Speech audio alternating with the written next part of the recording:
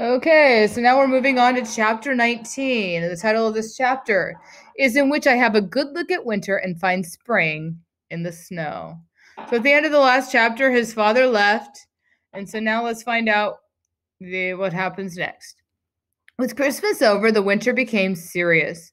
The snows deepened, the wind blew, the temperatures dropped until the air snapped and talked. Ooh, what do we call that? The air snapped and talked. That's a personification, giving the air human qualities. Never had humanity seemed so far away as it did in those cold, still months of January, February, and March.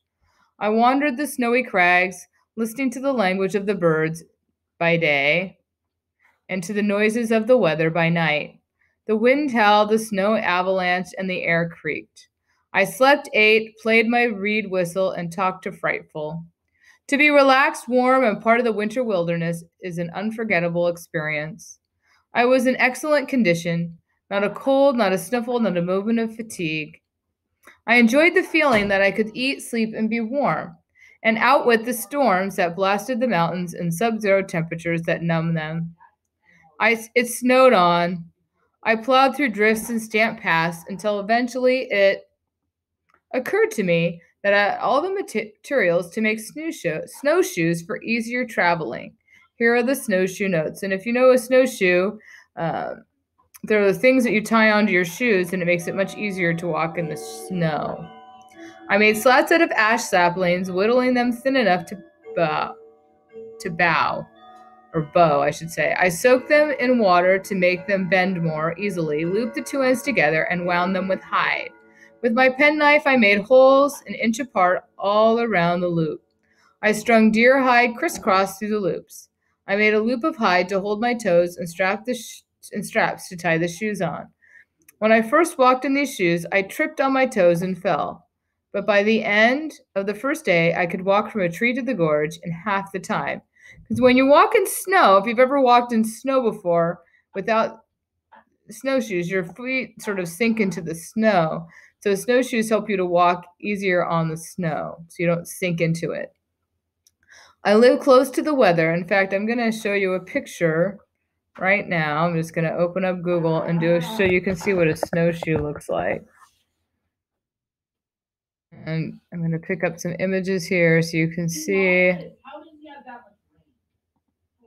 Slow. There we go. So here you can see this is like a modern version, but here's one where it looks a little more wooden where you can see. But again, they help you to walk on the snow because they make your feet wider and flatter. Okay, so going back to our book. I live close to the weather. It is surprising how you watch it when you live in it. Not a cloud passed unnoticed, not a wind blew untested. I knew the moods of the storms, where they came from, their shapes and colors. When the sun shone, I took Frightful to the meadow, and we slid down the mountain on my snapping turtle shell sled. She really didn't care much for this. When the winds changed and the air smelled like snow, I would stay in my tree, because I had gotten lost in a blizzard one afternoon and had to hole up in a rock ledge until I could see where I was going. That day the winds were so strong I could not push against them, so I crawled under the ledge. For hours I wondered if I would be able to dig out when the storm blew on. Fortunately, I had only had to push through about a foot of snow. However, that taught me to stay home when the air said snow. Not that I was afraid of being caught far from home in a storm. I could find food and shelter and make a fire anywhere, but I had become as attached to my hemlock house as a brooding bird to her nest. Oh, there's a simile, right? I was attached to my hemlock house as a brooding bird to her nest. Caught out in the storms and weather, I had an urgent desire to return to my tree. Even the bear and weasel returned to his den, and the deer to their copse. And I'm guessing that's like their house, but let's look that up. Or a small group of trees, okay? So the deer back to their trees. We had a little patch in the wilderness. We all fought to return there. We all had our little patch in the wilderness, and we all fought to return there. I usually came home at night with the nuthatch that roosted in a nearby sapling. I knew it was late if I tapped the tree and he came out.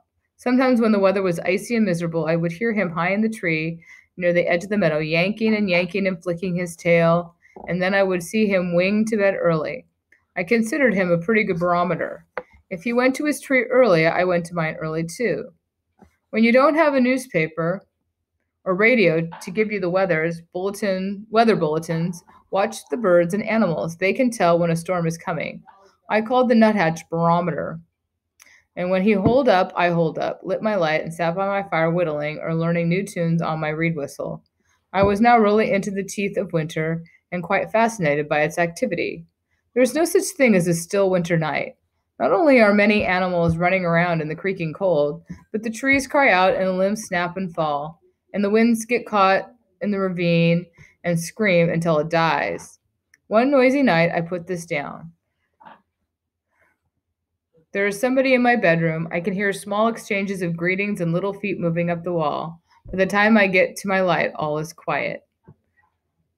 The next day, and that's sort of unexpected, right? When you're thinking about the winter, and you would think it would be just so quiet and desolate, and finding out that there actually is even a lot of activity, even in the cold winter snows. Next day, there was something in my room last night. A small tunnel leads out from my door into the snow. It is a marvelous tunnel, neatly packed, and goes from a dried fern to a clump of moss.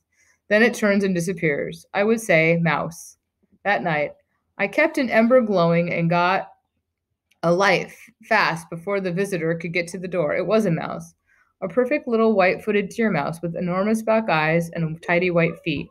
Caught in the act of intruding, he decided not to retreat, but came toward me a few steps. I handed him a nut meat. He took it in his fragile paws, stuffed it in his cheek, flipped, and went out his secret tunnel. No doubt the tunnel leads right over to my store tree, and this fellow is having a fat winter. There were no raccoons or skunks about in this snow, but the mice, the weasels, the mink, the foxes, the shrews, the cottontail rabbits are all busier than Coney Island in July. And there again, there's another simile comparing it to how busy they are to Coney Island in July. And Coney Island is like an amusement park. Their tracks were all over the mountain, and their activities ranged from catching each other to hauling various materials back to their dens and burrows for more insulation. By day, the birds were a wing. They got up late after I did and would call to each other before hunting. I would stir up my fire and think about how much food it must take to keep one little bird alive in that fierce cold. They must eat and eat and eat, I thought. Once, however, I came upon a male cardinal sitting in a hawthorn bush. It was a miserable day, gray, damp, and again, a cardinal is a red bird. Think of the cardinals, and somewhere around the 0 mark. The cardinal wasn't doing anything at all, just sitting on a twig, all fluffed up to keep himself warm. Now there is a wise bird, I said to myself. He is conserving his energy, none of this flying around looking for food and wasting effort. I watched him. He shifted his feet twice, standing on one and pulling the other up into his warm feathers. I had often wondered why birds' feet didn't freeze, and there was my answer. He even sat down on both of them and let his warm feathers cover them like socks. January 8th. I took Frightful out today. We went over to the meadow to catch a rabbit for her. As we passed one of the hemlocks near the edge of the grove, she pulled her feathers to her body and looked alarmed. I tried to find out what had frightened her, but saw nothing. On the way back, we passed the same tree, and I noticed an owl pellet cast in the snow. I looked up. There were lots of limbs in darkness, but I could not see the owl. I walked around the tree. Frightful stared at one spot until I thought her head would swivel off. I looked, and there it was, looking like a broken limb, a great horned owl. I must say I was excited to have such a neighbor. I hit the tree with the stick and he flew off. Those great wings, they must have been 5 feet across, beat the wind, but there was no sound. The owl steered down the mountain through the tree limbs, and somewhere not far away, he vanished in the needles and limbs. It is really special to have a horned owl. I guess I feel this way because he is such a wilderness bird. He needs lots of forest and big trees, and so his presence means that the Gribley farm is a beautiful place indeed. One week, the weather gave a little to the sun, and snow melted and limbs dumped their loads and popped up into the air.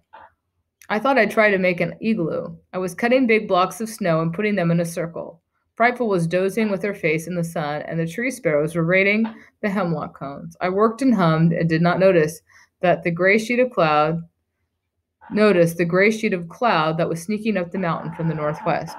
It covered the sun suddenly. I realized the air was damp enough to ring.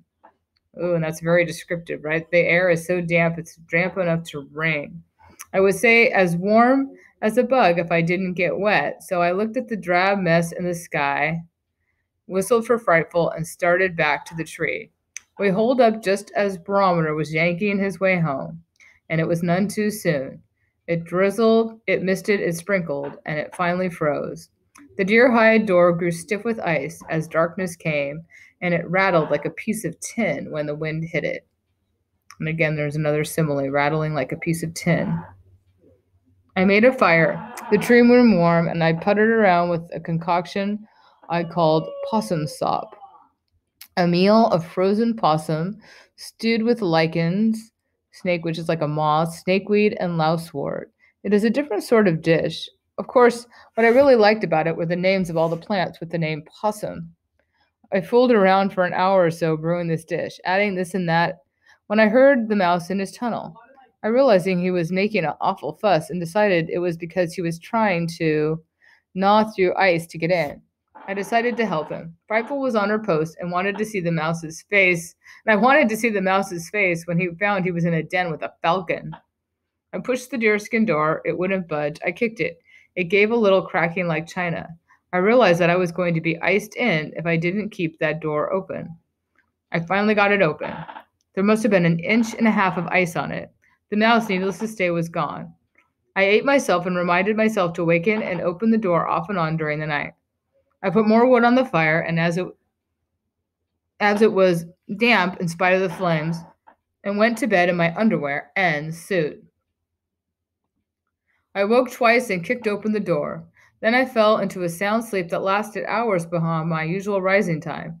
I overslept, I discovered, because I was in a block of ice, and none of the morning sounds of the forest penetrated my glass house to waken me. The first thing I did was try to open the door. I chipped and kicked and managed to get my head out to see what had happened. I was sealed in.